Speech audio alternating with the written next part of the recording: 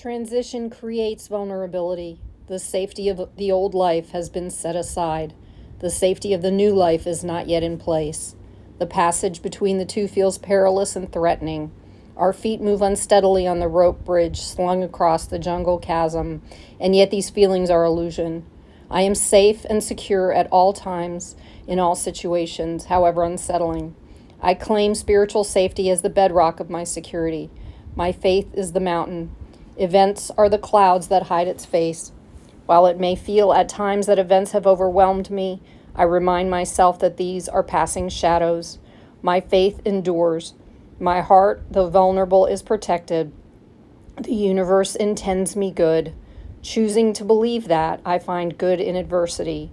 Elected optimism, while difficult to maintain, is spiritually pragmatic. In opening our hearts to the possibility of good within difficulty, we seize the key of curiosity that allows us to open new doors. Today, I comfort my threatened heart. I affirm my safety in times of change. I accept the comfort and spiritual sunlight. I am warmed by the truth that I am loved and protected even in the midst of chaotic change. Despite my shock, I survey my new spiritual surroundings with a sense of possibility. Hey everyone, I'm Caroline Rena, and this is the second meeting for the Old Soul Highly Sensitive and Empath group. And we are here today to talk about the things that are going on in the world right now, kind of a little bit of that, a little bit of how we can work on ourselves and work with each other with that. And if anyone does happen to show up at this meeting, I should have some room at the end for some questions, but I'm just going to kind of go through my little spiel and we'll see where that goes. But to start off, I've got my team here, Tracy, part of my team. We've got two other people who weren't able to make it, Melissa and Aaron, but we've got Tracy and Deborah and Dora. And we're pretty excited about this. So let's go ahead and get going. Deborah, if you want to do a real quick breath work thing for us. Okay. So I invite all of you to sit back and get comfortable and close your eyes and take a big deep breath in.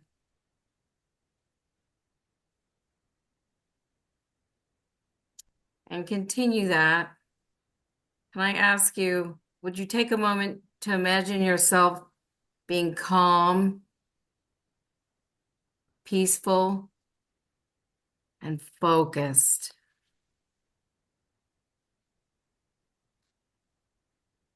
Breathing normally now as you allow your unconscious mind to naturally conjure an image of what that would feel like. Consider what you might be seeing, hearing, and what you might be feeling.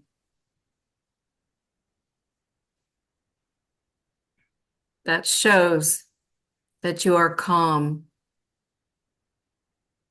peaceful, and focused.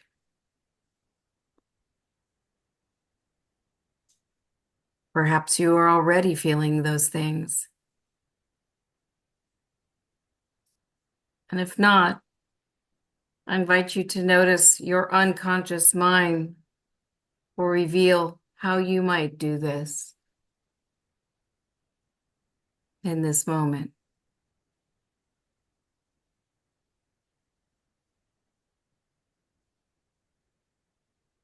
Take a big deep breath in, blow it out through your mouth.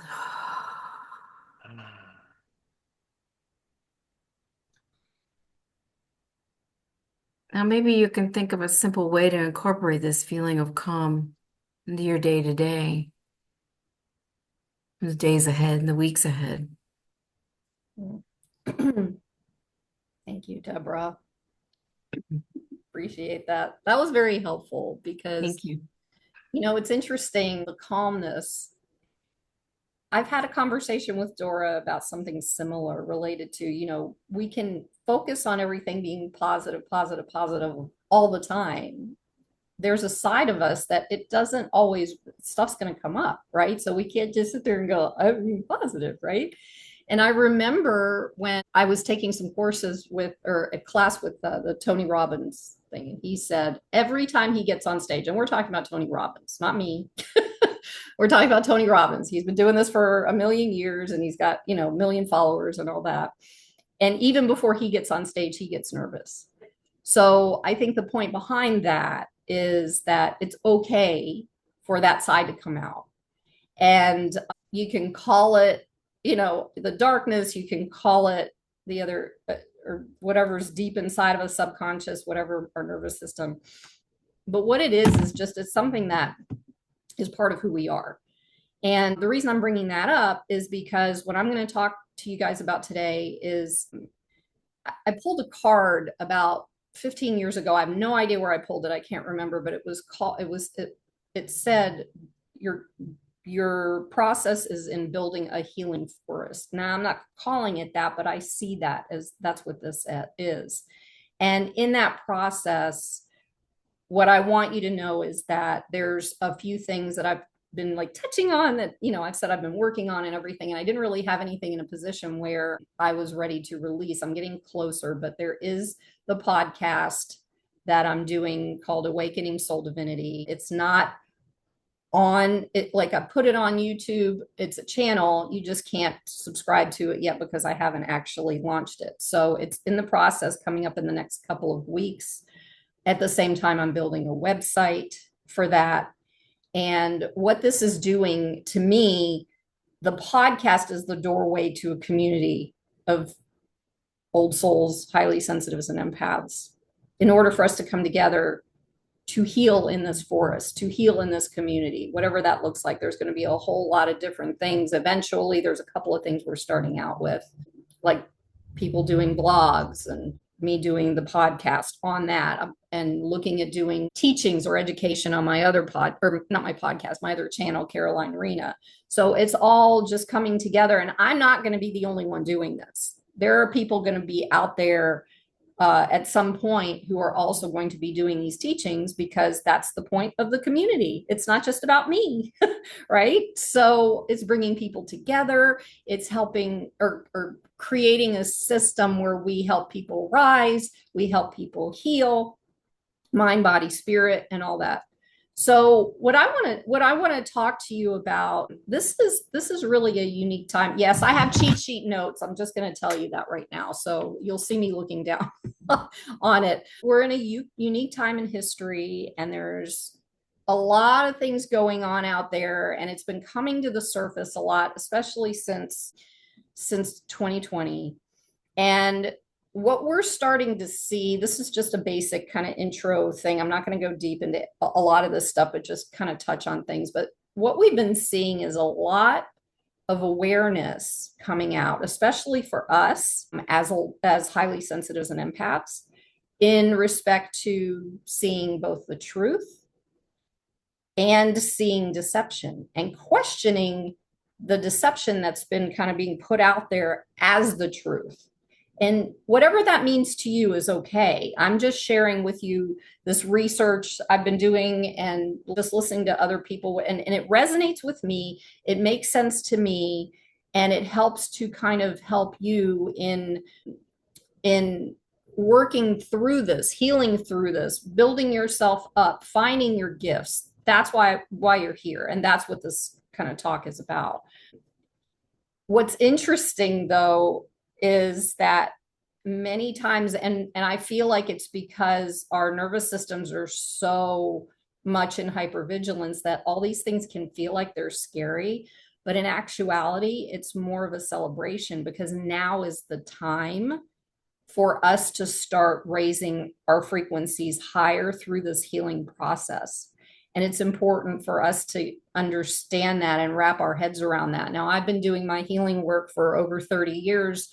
And just in the last 8 years, I can't even tell you how many dark nights of the soul I've been through. I have, in the last 2 years, it just keeps getting closer and closer for me in finding who I am. I'm someone who used to dissociate. I'm someone who was dysregulated all the time.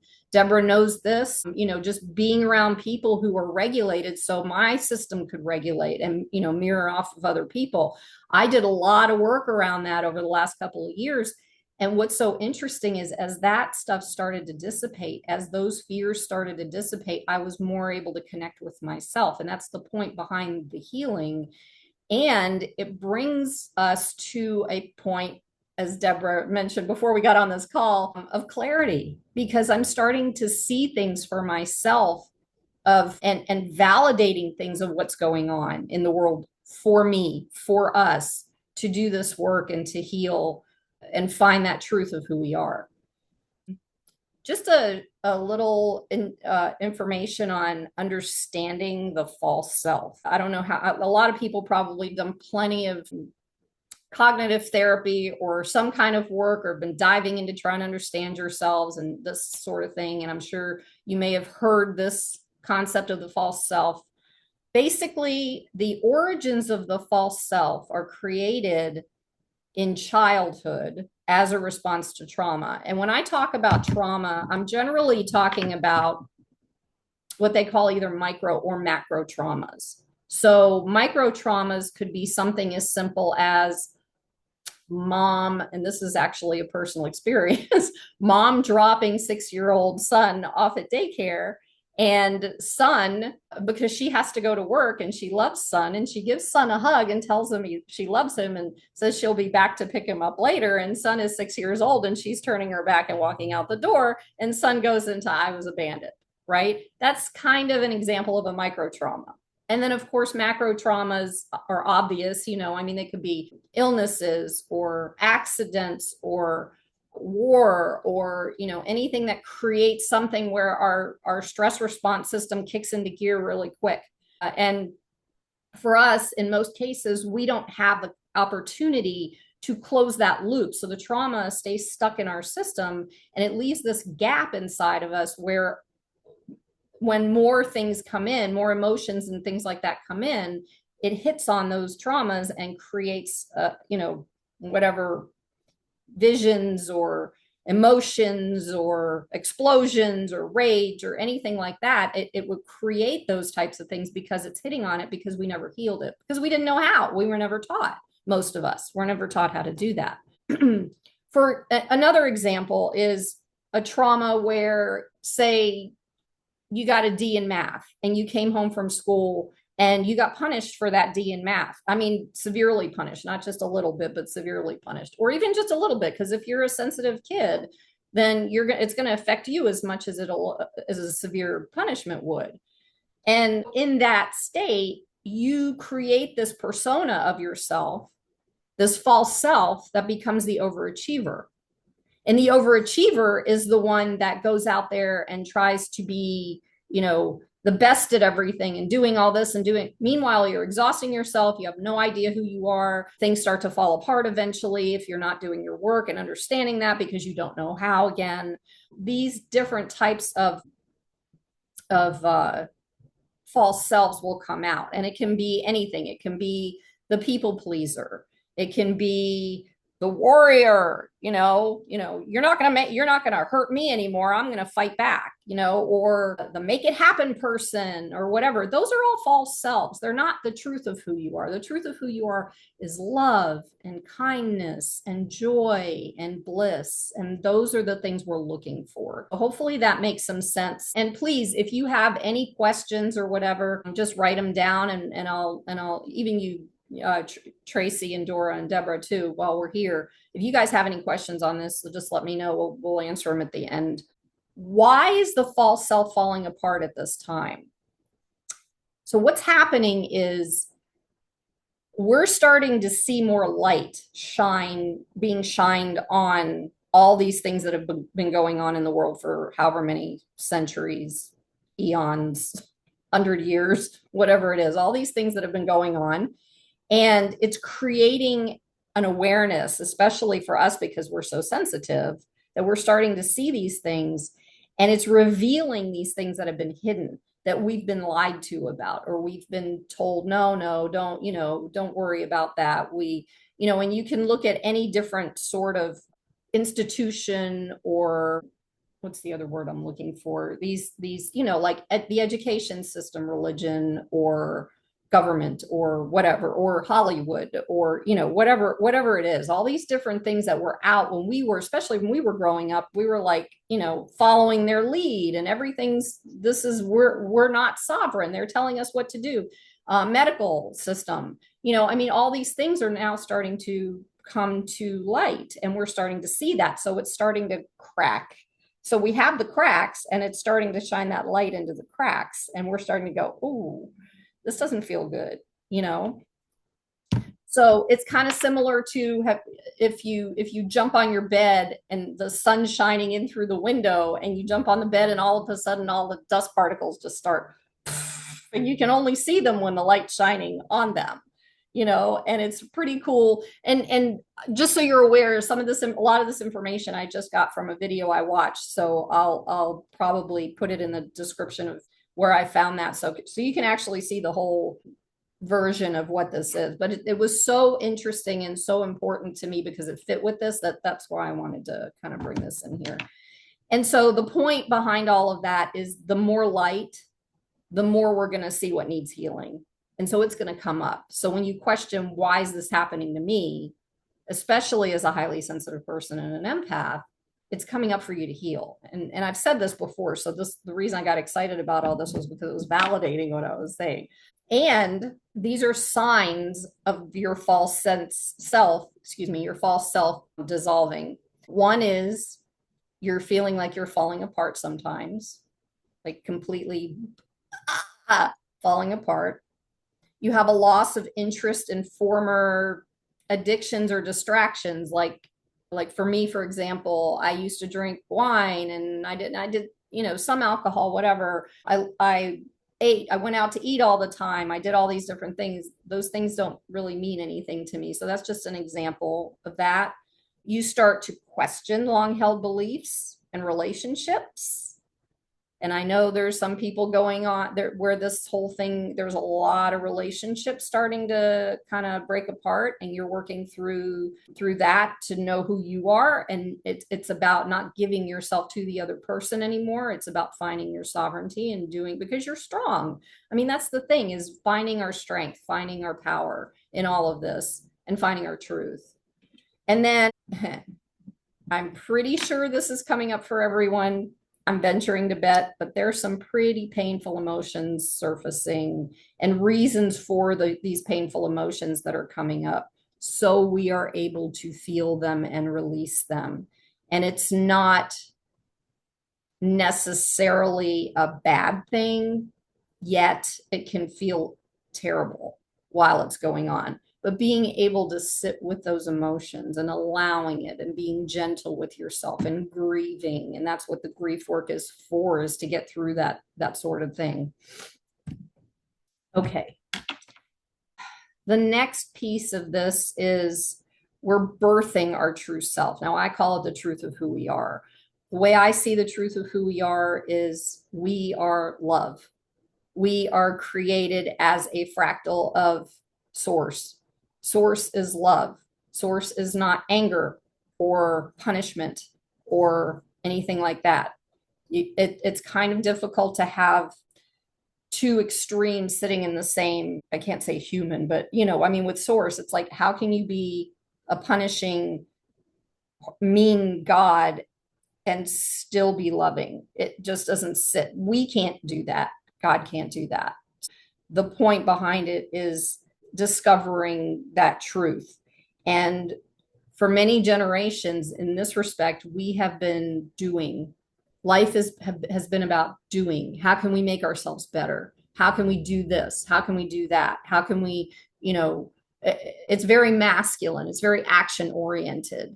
And it's been something that has created, especially for women and the divine feminine in men, it's created a confusion because there's no balance in that. There's no bringing, and I have to say, Deborah has really inspired me in the complete like feminine side of this, because there's like this beauty and calmness and receptivity and that sort of thing. And we've been missing that in our society because of all the things that have been going on with with women and the divine feminine through, for example, patriarchy and everything that's been going on throughout the centuries. So basically, we're moving from an I am what I do to I am what I am. And when you know who you am, then you know what that is that you get to do. And I'll talk a little bit about that in a few minutes. And for example, these are some true self characteristics. So being connected to the present moment awareness. A present moment awareness means that you are here now. Eckhart Tolle wrote a book called The Power of Now. Yep. So it's basically about being present right here. Our mind is here. Our body is here. We are here with each other, supporting each other. We are not thinking about what we have to do in an hour.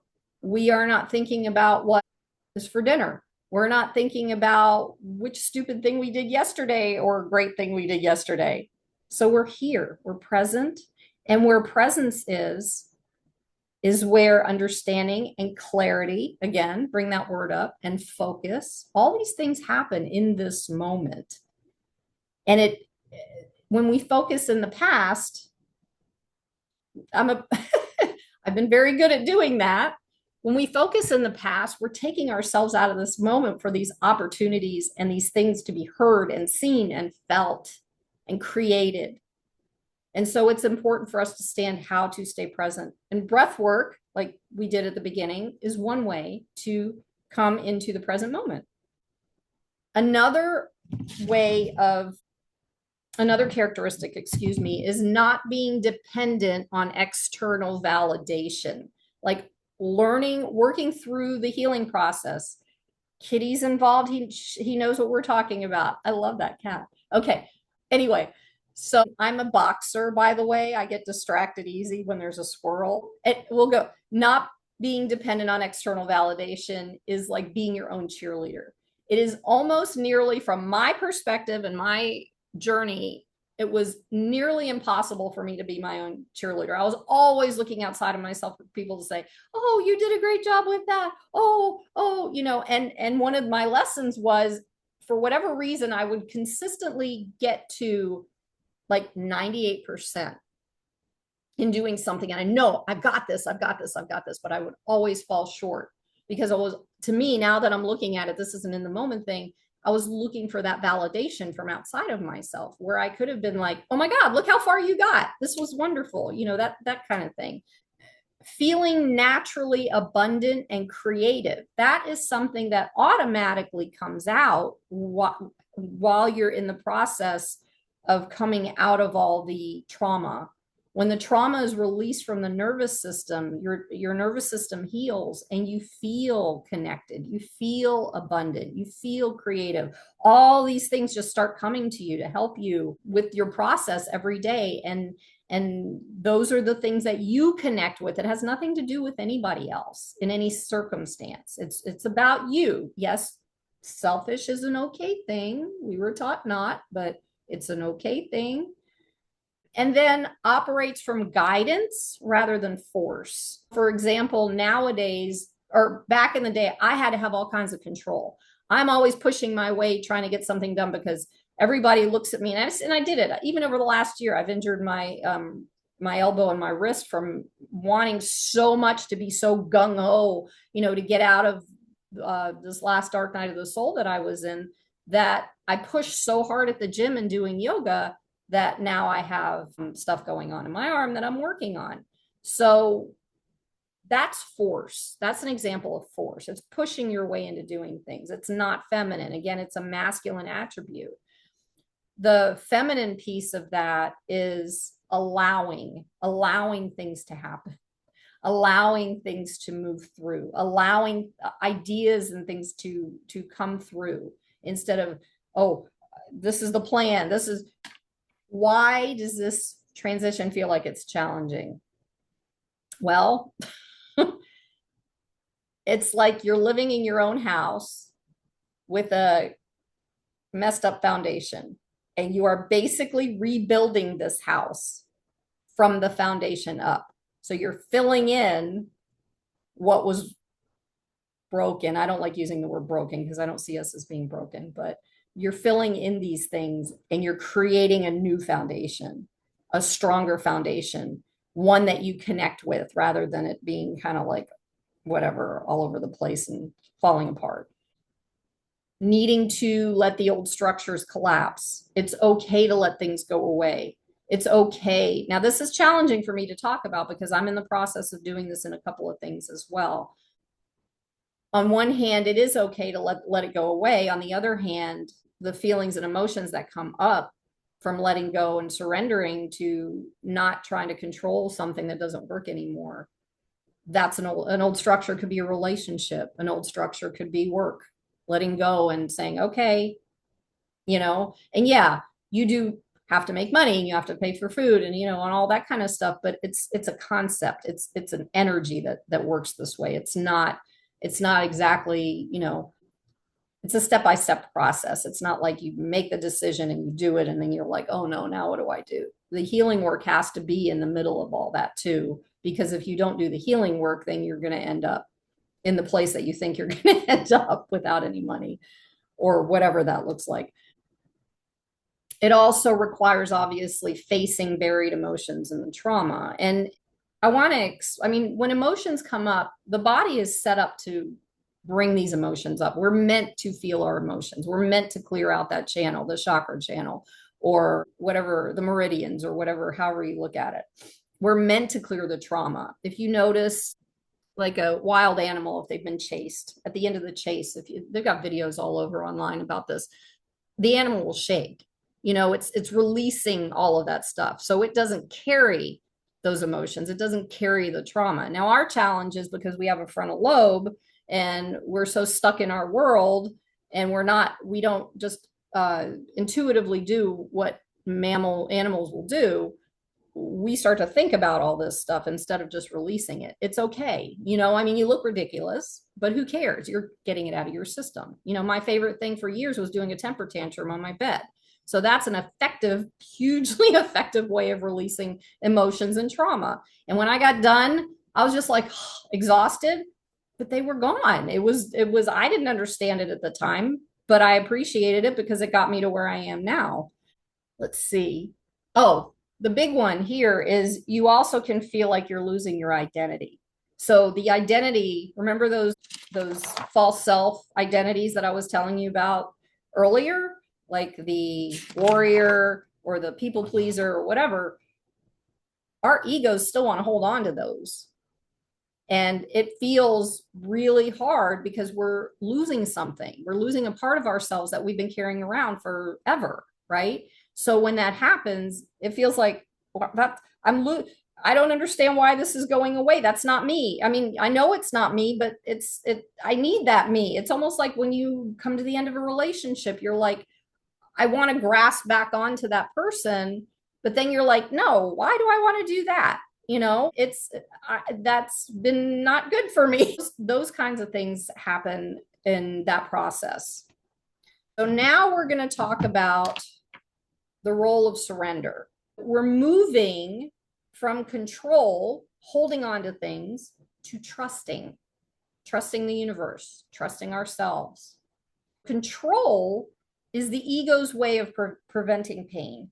It will hold on to anything and everything because that's how it protects us. It thinks that by holding on, it's going to keep us from pain. So I got another story here. I remember when I was living in New York and my kids and my family were still intact, and my ex-husband brought home a dog and we had a cat. And I was like, no idea what I think I was thinking, but I picked up the cat and I'm holding on to the cat because I'm trying to protect the cat, right? This is why you don't do this. So what happened was the minute the cat saw the dog, the back claws went immediately into my stomach and like my shirt came up and the back claws did that, and the cat jumped off of me and ran like crazy out of the room. And well, that's control. And it did not prevent pain, because the pain, the physical pain, came by in the process anyway. So that's just a physical example of an emotional thing, because that happens the same way in that. Surrender allows divine guidance to emerge.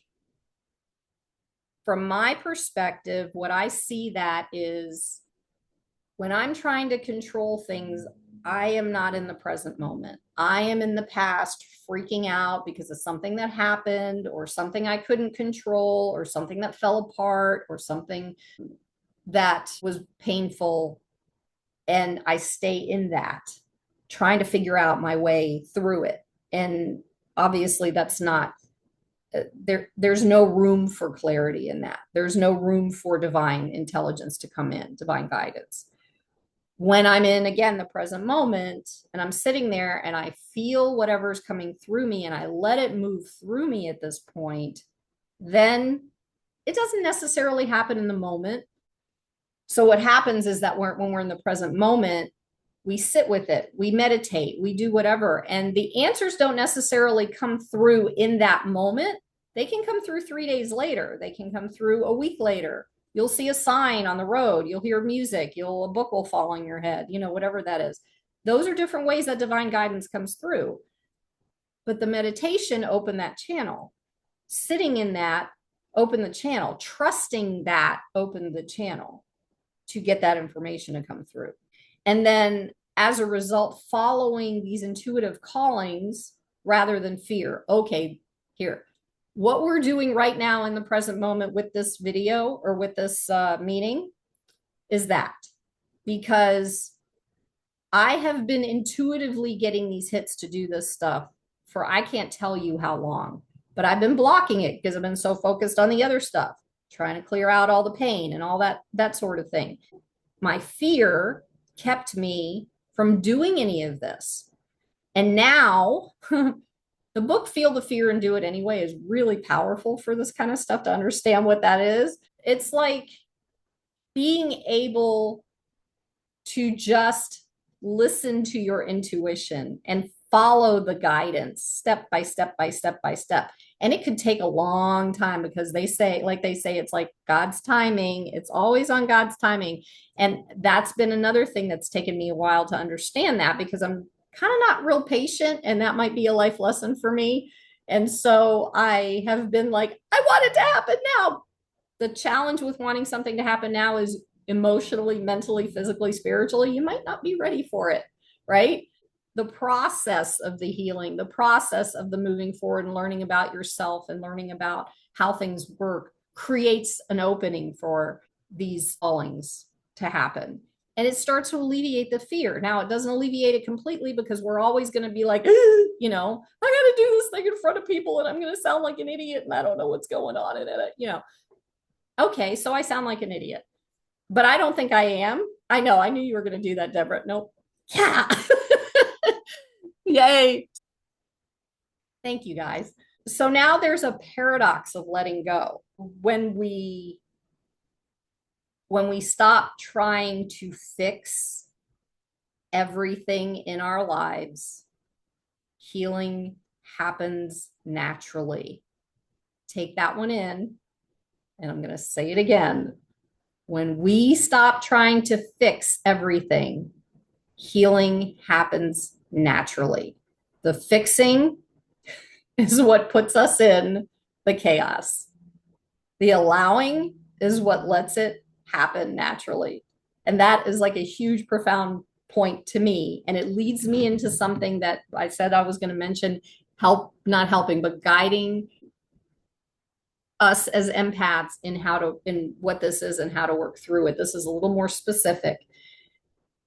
We are so focused on fixing everything outside of us because we don't like to see someone else hurt. We know what that pain feels like.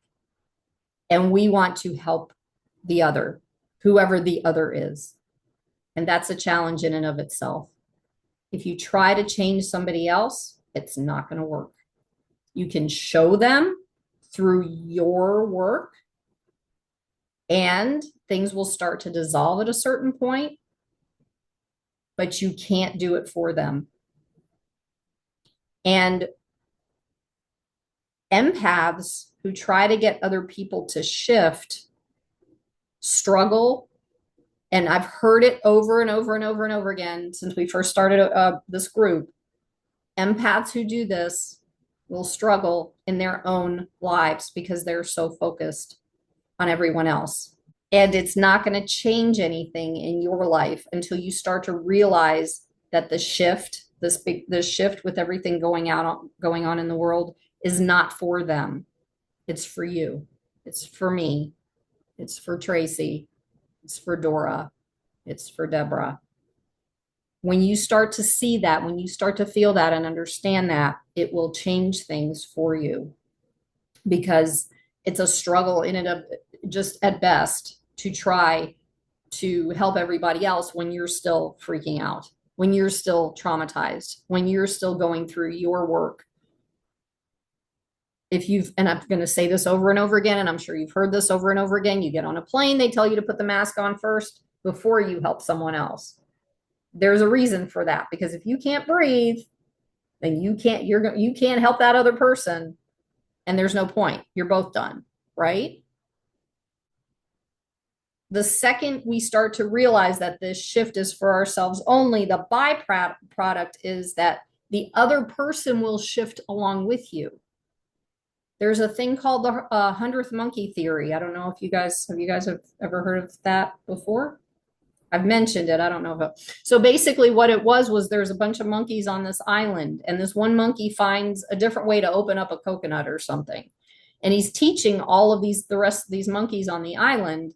And by the time he gets to the 100th monkey on the island, every single monkey on the planet knows how to do it through, and it goes through whatever the ethers are, however that works. But it's similar when we do our work. When we do that, it creates.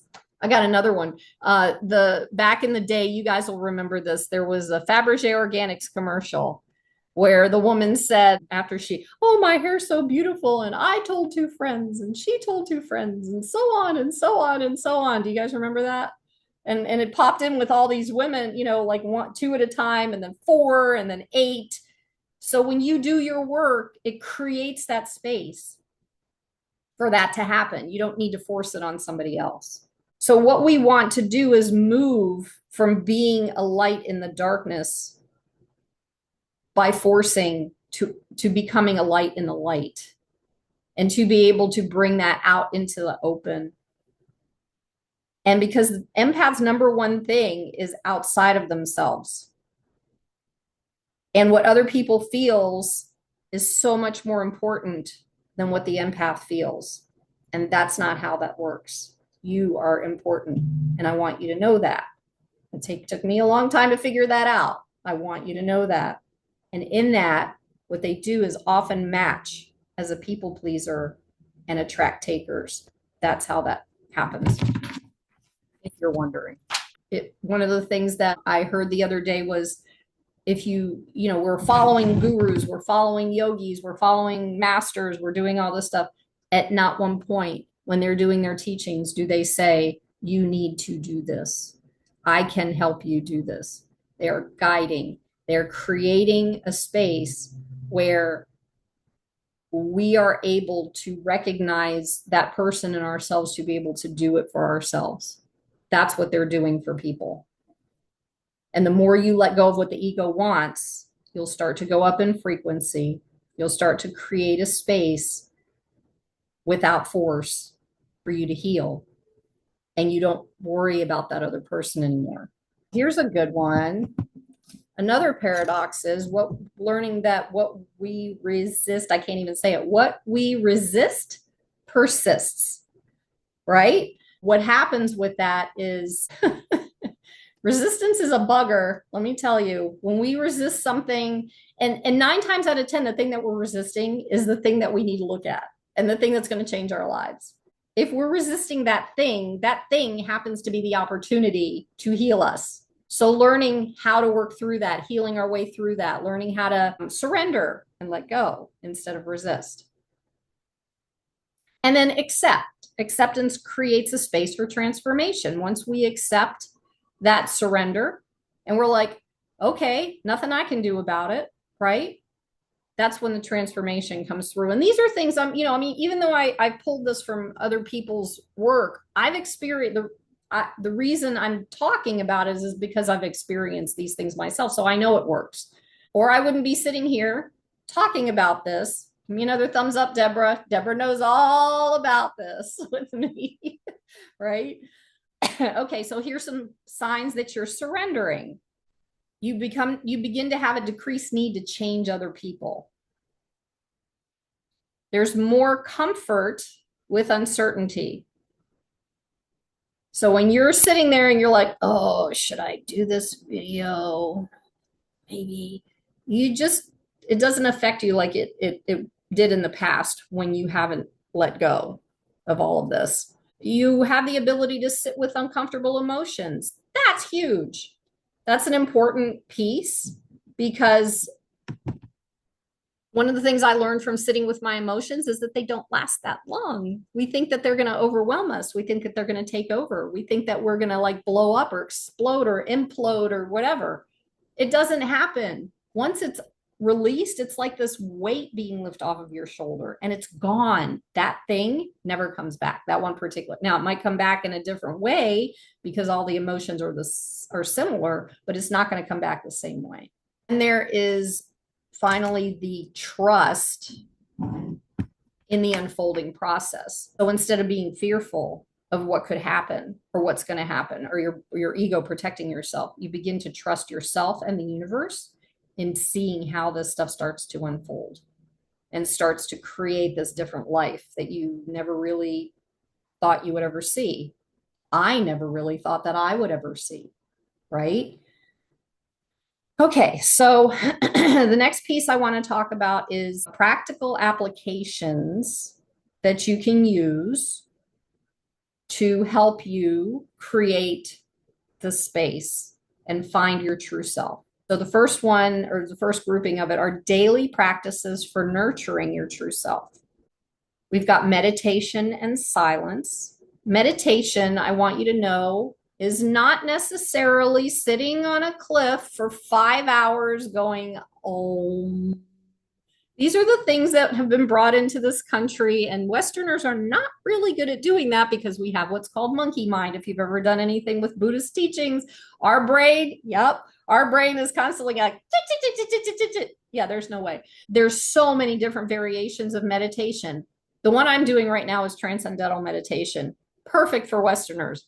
2 times a day for 20 minutes, and you can let your thoughts rattle, and you're given a mantra that you say in your head to take those to dissipate those thoughts. And basically what happens is it clears out your nervous system. It's pretty cool. And it's been working really well for me because I'm the one that has the monkey mind. When I first started meditating, I used a candle. I lit a white candle and I stared at it for 5 minutes. If you've ever stared at a candle before, your brain, I don't know how it works. Your brain just, nothing's there. It's like, oh, this is pretty cool. So that's where I learned how to do it. And I also did it in labyrinths. I do very well with walking meditation. So there's different types. You can use your body. They've got a thing called Osho meditation, OSHO. I did that one time. And basically what that is like right before you meditate, you're like bouncing around the room and shaking and doing all this stuff and getting all this energy out. And then you sit down, all the stuff's out of your head and you can meditate. Those are pretty cool examples. There's so many different variations of meditating. And Dora, I know she's told me, I don't know how she does it. I've tried it. I managed an hour a couple of times, but Dora seems to be able to one of these people can meditate for 2 to 3 hours at a time. And maybe that's because she's a Californian. I don't know. It's in their blood. It's in their water. I don't know what that is, but yeah. So Dora might have some good suggestions on meditation too at some point. And then the silence. Silence is like, So blissful. I live right. Oh, I live in South Florida. Deborah knows this one. It's so loud here, your brain won't doesn't shut off, right? So you need to go as best as you can into places that are silent, which, by the way, are nature. My favorite silence, because I live in South Florida, is to go to the beach and to get in the water and go under the water. You can't hear anything. That is like one of my most healing spots to get into.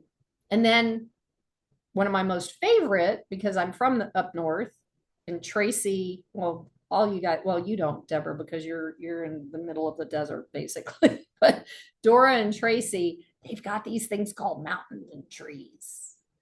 And when you're in that space away from population, the silence is so loud that it creates this healing space for you to just, yep. And walking in the woods, the only noise you'll really hear are the birds and the creeks and the wind going through the trees. Yep. That's the silence you're looking for. Okay. The second one I kind of already alluded to up top, or explained it a little bit. Feeling the emotions without trying to fix them. There's nothing to fix. You're not broken. You might feel broken, but you feeling them. You just let them. If you're crying, if you feel like crying, cry. If you feel like yelling, yell. Have the temper tantrum. Do you know that for kids having temper tantrums, that is their only way that they know how to do to release that energy that they have inside of them when they get angry? When they are not allowed to release that anger, they stuff that anger inside of them and they have no other way to release it. And we don't give them that opportunity. Okay. And then following expansive callings, for example, what I'm doing here. And then in that process, working on letting go of addictive behaviors. All right. The last piece of this part, the practical applications, is handling relationships during a transformation, which is pretty important because we have relationships with people. So I'm going to go through this one as quickly as possible because we're getting close on time. The first one is understanding not everyone will understand or approve of you. And it doesn't matter. That's a tricky one because we think it does. The second one, of course, is setting healthy boundaries. Not an easy task because the people pleasing doesn't allow us to do that until we stop people pleasing. And then the first time we set a healthy boundary, we're like, oh, God, that hurt. That did not feel good the first time that I set a healthy boundary. So I understand. The third thing is, and here we are, finding a community with others doing similar work. And that's the point behind building this podcast and the community as part of that, or as a result of that. In here, we are connected with people who understand us. We are connected with people who even we can have a conversation with. We can explain our deepest screwed up things. And there's been a couple of who are on here at the moment who have heard all my stuff, who sit there and hold space for me. You are not what I'm used to. My life, and I'm sure it's been similar with you guys, has been there are people out there that don't have that to offer you.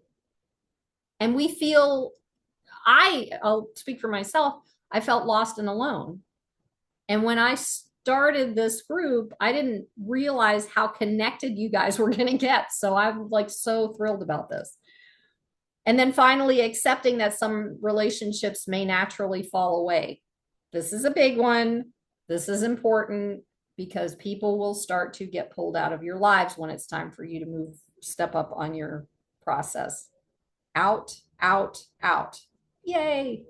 Okay. In closing, I want to tell you this whole thing going on with everything in the world, with our healing, this is a collective birthing process. And for those of us who've seen or know what birthing is like, it can be painful, but there's beauty at the end of it. Don't hold on to that cat too tight, Dora. Then, when everything falls apart, it makes space for something new. Remember that, because we don't think of it that way. We think we're losing something, and we're not. We're creating a space for things to get, for expansion, for things to get bigger. Your light expanding is part of the world's transformation. So the more you heal and the more your vibration raises, the more light and the more the world will transform. You'll be attracting that transformation. Trust that you're exactly where you need to be. And the discomfort is temporary, but the awakening is permanent. We never go back. And my favorite saying in that is, that helps me, is this too shall pass. It always passes.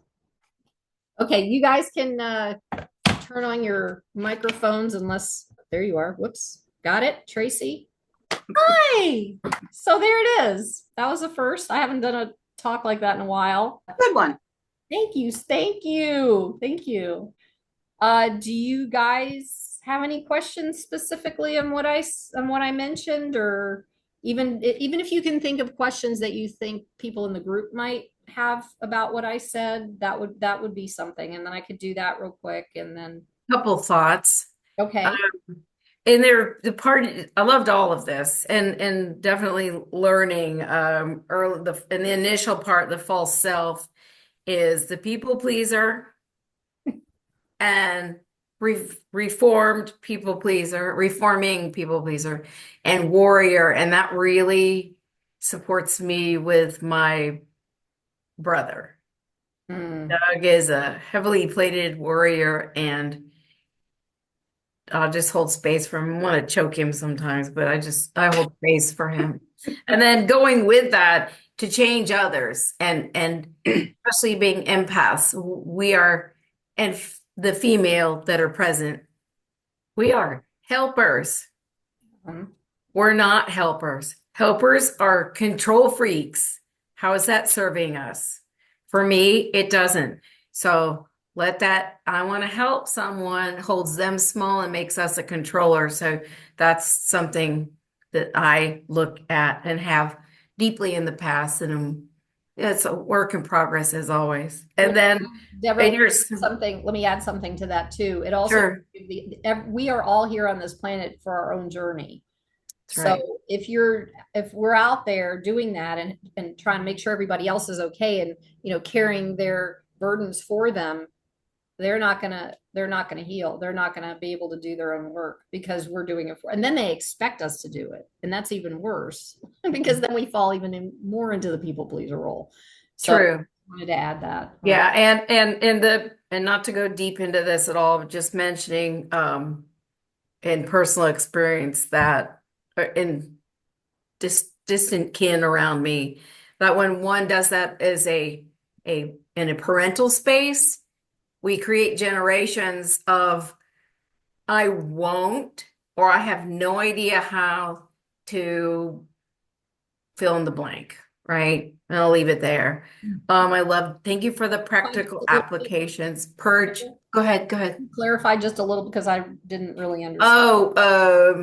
Oh, for instance, an adult child still living at home, nothing's wrong with that. But if they're strictly takers and not participants and not being I mean, there's like we're in the patriarch matriarch change and shift space, but even if it sounds old school, if you will, the not being a contribution to society, even to yourself. So Mhm. you're not a contribution. And for me personally, I don't have a picture that one is like you get up and you go and you do the 9 to 5. That's not my picture to project on someone. And yet to cave to, it's easier not to pick the battle and let them be what they're going to be. There's part of that's pretty awesome, but then another part is like now they're an adult and you didn't do that when they were a child, and you got some problems, and I don't have any. I have energy on it in a way, And I know I can't fix or control it, so I just as soon not be around it. Like the relationship, if you will, it just kind of it'll go away. I don't have to be around it. Mhm. Um, Surrender. I love that. Practical applications. Yay. I wrote make more room for your light and a purge and release thing. And then another thing in that, like a daily practice in my schooling, I learned about this book, The Artist's Way by Julia Cameron, and she writes all about that. But the gist is get up in the morning and before you do anything, they're called morning pages, and you just free flow. Do not think about it. Just free flow, write 3 pages. It can be in a journal, it can be scrap paper. You can tear it up when you're done, you can burn it, you can throw it away, you can keep it in a memory book, whatever. It's just your thoughts out. And the just like cleaning our closets, the more noise and stuff we get out, the more grounded and quiet this being can be. Yes, and real quick, I did that book years and years ago when I was still going through the thick of a lot of things, and it saved my life. I'm telling you right now. So that's a good suggestion. I'm going to put that um in the notes on. That's a great. I got it on Kindle. I have not read the book yet. And the It's part of the video where they had her speak, and then when you look at her picture on her book, you know that she wrote this a while back, but it's still very yeah. so applicable. What's her name again? I forget. Julia Cameron, Cameron. Okay, I love the book, The Artist's Way. got it. Yeah. And Okay. it opens your creative space. Mhm. And then I don't know where we go, but after, false selves and and surrender and practical applications, integration. Integration is very important to take time as we work through this. And it's like, okay, at the end of the week or whatever, sit and just kind of integrate into where you are now from before. It's not you're not whipping out the ruler, and it's not a strict thing, but I sit with what's come up and acknowledge yourself for what's cleared. Yeah, there's actually a thing that happens when you go through this process. There's an automatic integration where your inner child and any ancestors, I've had this happen before. It's like you don't force an integration, and integration just is like this automatic and I felt it. I could feel my inner child literally coming into me. I could feel my mother and my grandmother literally like touching my hair, and integrating when they were doing that. And so integration, for those of you who don't know what that means, it's just basically taking, or once it's out there, once it's out in the open and we allow it to just sit there, there's just a thing, I can't even explain it. There's just a thing that happens where everything just starts to settle Hmm. and joins us and becomes us. So instead of that like 5-year-old little girl, in my case, running my life and freaking out and doing whatever, she comes in and she's like, oh, let's play. And I'm Hmm. not acting like a 5-year-old. I'm enjoying life as a 5-year-old, if that makes sense. So that's hopefully that made sense with the integration piece of it. Absolutely. I feel it is integration isn't purposed, it is organic in its reality. And to sit with if it comes up with morning pages or simply with journaling, the integration will show. Yes. um Caroline has helped me with some inner child stuff, and I frequently when I lay in bed I will, I have little Debbie join me, and I hold her hand, and I have a 5-year-old granddaughter and an 8-year-old granddaughter. And when I play with them, I'm grandma, but I allow, like you said, Carolyn, I allow that playfulness to come out because it's like, what do you want to do? I want to have fun. Right. Fun. That's another big one. Fun. Fun, Go fun. do something Yes. fun. Yes, yes, yes. Are you complete? I am complete. Thank you. Okay. Tracy or Dora, I'm going to ask you. Anything you'd like to ask or helpfully ask or Well, I don't really have any questions myself. I just agree with a lot of what you had to say as far as, you know, you can't go through this journey trying to help everybody else. I'm not saying you don't help people, but you can't make that journey for them.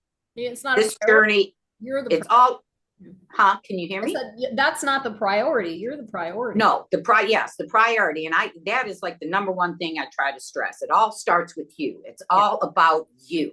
It's not about my journey is not about you, Caroline, or Deborah, or Dora, or any of the people in our group. My journey is about me. Yeah. So I have learned not to look at other people and say, oh my God, they're just doing so much better than I am in their journey. Why am I so stuck? No, it's because I'm still working on the things that need to be worked on for me. Yep. So I have learned that your journey is your journey. My journey is my journey. And, you can't do it for me. I can't do it for you. But we, as this group, are here to kind of direct people on the right path, give you the information and the things that you're not thinking about right now to help you on that journey. Couldn't have said it better myself. Good job, Tracy. So there you go. And you don't have anything that you can think of that you've heard people ask in the group that you want to throw out there or no, right now my head is not. I know, I get it. Completely here. I have so much going on in my personal life right now, and I'm there it is. checking things off that book. No, I get it. It's time though. It's okay. Right. Do you know what, Tracy, what if people could hear that? If we could all hear each other's stuff going on in our head, we're sitting here with our face focusing, but we could hear all the stuff we were thinking. Yeah, no, that's not, no. Okay. Would We be might too not want to do that. Dora, I'd like for you to say something. I agree with Tracy. I think it isn't about everybody else. It's about ourselves. And I strongly believe that is my soul's purpose, is discover who I am and be connected with my higher self and fulfill my heart's desires. In the process of doing that, once I'm completed and feel comfortable in my own skin, more or less, then I can reach out and help others and, show them things that possibly I've done that maybe they can try to help them along their journey. I think that's probably the most important, but Tracy really hit it. And I loved everything that you talked about. I think that hit a lot of different points that brought up a lot of different things. I know a lot of people are going through rough times.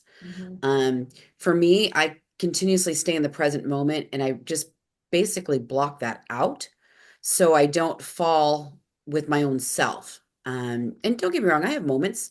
I'm going through a rough time myself. I have a lot going on in my life. But staying in the present moment, I think is probably one of the best things I've made the decision to do instead of tripping on what's going to happen tomorrow. What about yesterday when I said this and maybe I shouldn't have said that? I don't think about those things anymore. I don't let those thoughts consume me. I don't rent space. Nice. Basically. That's awesome. That is so awesome. Thank you so much, Dora, all of you, Tracy and Deborah.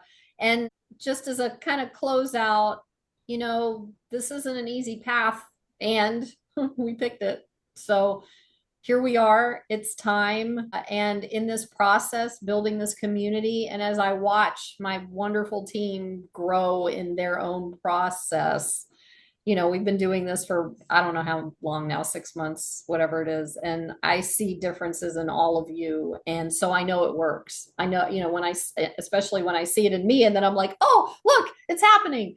I think it's so important that we continue going in this way. I am looking at some point in doing maybe monthly meetings or something, but I want to get the podcast up first. I want to get all that situated, create that doorway so this community can start building and we can start healing together and supporting each other even more in a space that we can connect more, so to speak.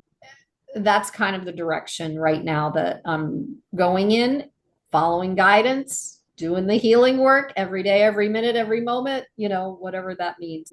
Thank you guys so much for showing up as usual. I am so grateful to all of you. And I think that should do it. I hope I'm not forgetting anything, but thanks for being here. All right, take care. Bye. Bye. Be sure to like and subscribe so we can get to more people. And we'll see you over in the Facebook group.